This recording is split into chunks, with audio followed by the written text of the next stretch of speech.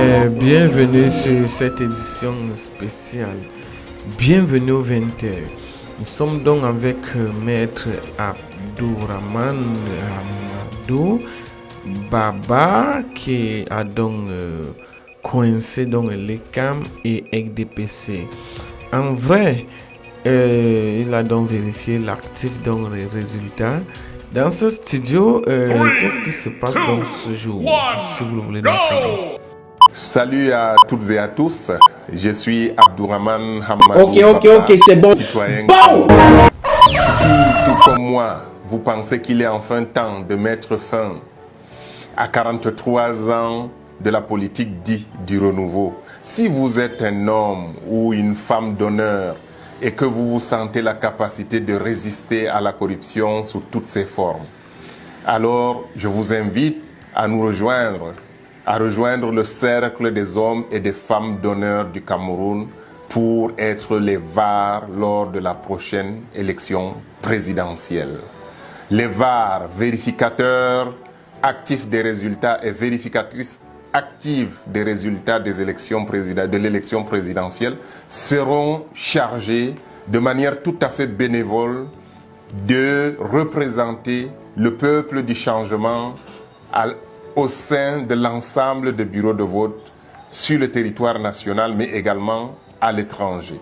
Dès ce 1er mai 2025, je vous invite à vous inscrire à travers la plateforme numérique dédiée à l'adresse www.honneur237.com pour que, ensemble, nous puissions peser de manière décisive et récupérer notre pays qui est entre les mains d'une petite oligarchie. Je vous remercie d'avance pour cette confiance. Nous vous attendons massivement. Le jour où vous mettez en tête qu'il faut qu'il y ait une opposition unie, ça veut dire qu'on a perdu l'élection. Parce que c'est pas possible. Pourtant, parce qu'en face, non, pas dans le cas du Cameroun. Parce que vous avez en face, vous avez l'AT et vous avez des moyens énormes, les moyens de l'État qu'on utilise pour diviser. Il y a 1000 candidats, s'il y a possibilité, mais le peuple camerounais va discriminer. Il n'y a pas à rechercher un consensus au niveau... Ceux qui veulent se mettre ensemble vont se mettre ensemble. Si vous insistez sur le thème opposition, on peut avoir plusieurs oppositions. On sait bien que le pouvoir en place crée ses opposants. Le professeur Maurice Kamto, je pense quand même qu'aujourd'hui, si nous parlons du MRC, c'est le parti le mieux organisé au niveau de l'opposition.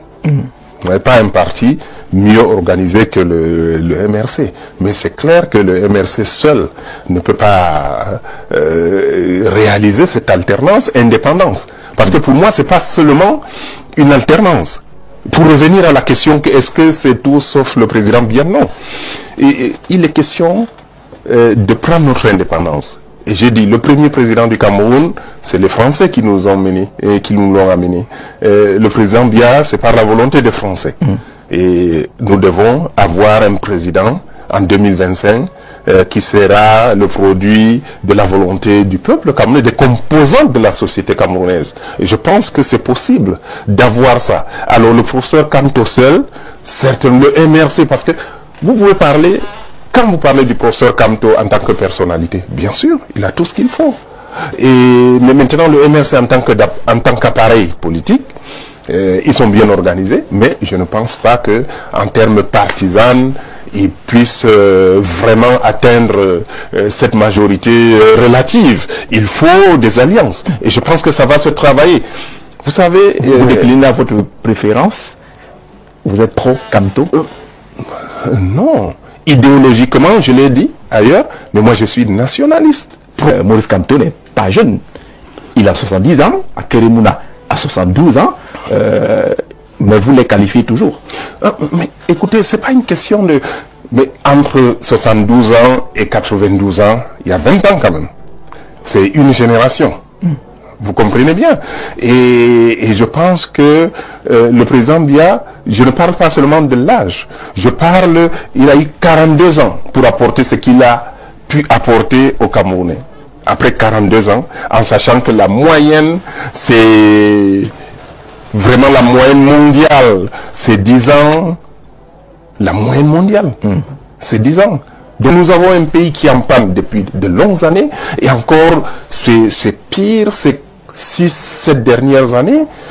Il faut aller de l'avant, il faut soigner notre pays, il faut relever notre pays. Appeler le président qui a été candidat. Ce serait ne pas aimer le Cameroun. C'est surréaliste comme non, il a dit c'est pas réaliste, mais je pense aussi que ce n'est pas aimer le Cameroun et ce n'est pas non plus aimer le président. D'accord. Parce que je ne suis pas sûr que le président qui y a déjà 6 ans a presque tout délégué et règne. Et je ne vois pas le président encore vouloir rempiler pour 7 ans. Écoutez, mais moi je vais connaître que ça toute ma vie.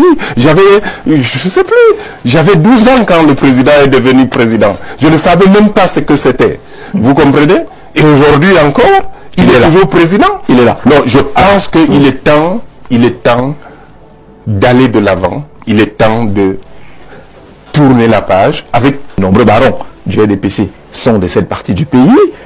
Ils tiennent des meetings régulièrement où on observe quand même qu'il y a une affluence assez considérable.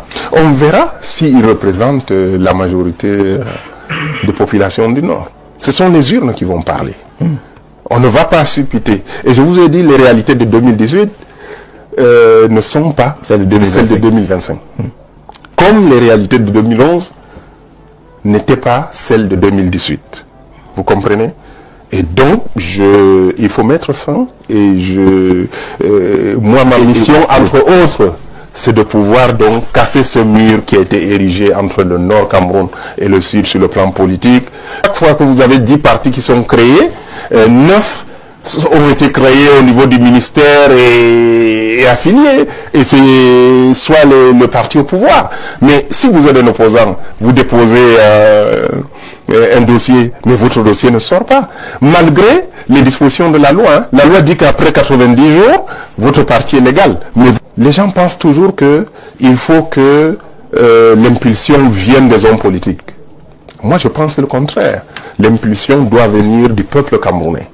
C'est le peuple qui va dire, levons-nous, faisons ceci.